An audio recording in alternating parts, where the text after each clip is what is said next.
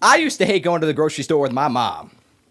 While I saw it as a magical opportunity to beg for beef jerky, teriyaki of course, she saw it as a social gathering. What should have been an easy 30 minutes could be stretched to 2, maybe 3 hours. Now, my favorite of my mom's grocery store social club was Robin, because at least Robin's kids had to come too. And with them, I was able to find the only actually fun place in the whole store. If you had any semblance of a childhood, you know exactly what I'm talking about.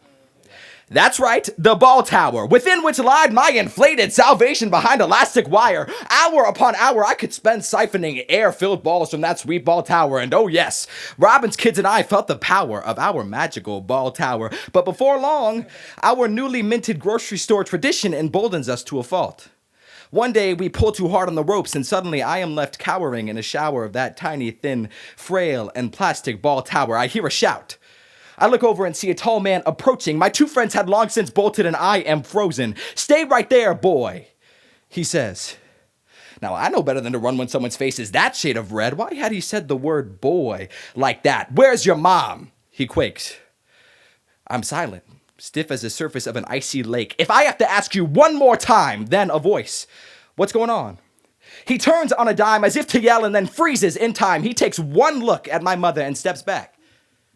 "It's all right, miss. Just watch your boy better, please." I mean, my jaw went slack. That man was ready to give my cute little face a whack, but my mother made him pull the e-brake on his own snowy Polar Express train track. Damn, I thought, and don't come back!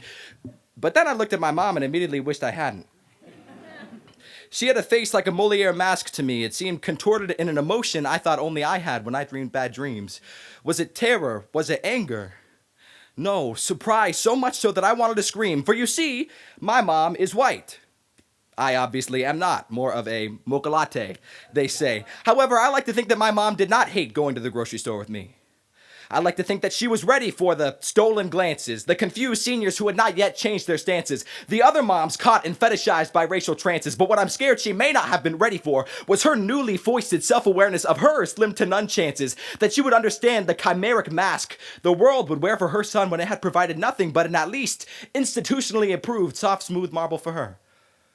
In that moment, the world that she had worked so hard to smother by living in Cave Creek, Arizona, proved that it would not remain covered forever. "You can't touch him. He's mine. We're all just people," she told me, and prayed to be right, but she knew the damage was done.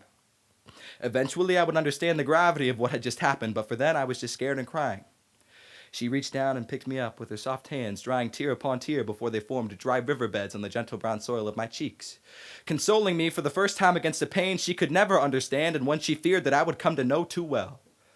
In that moment, there was a new weight, for the day that I would outgrow her ivory shell vest and have to face the world with my own raised ebony chest. For then, she could fight those battles for me, at least until I learned how to maneuver my own path through my intersected identity.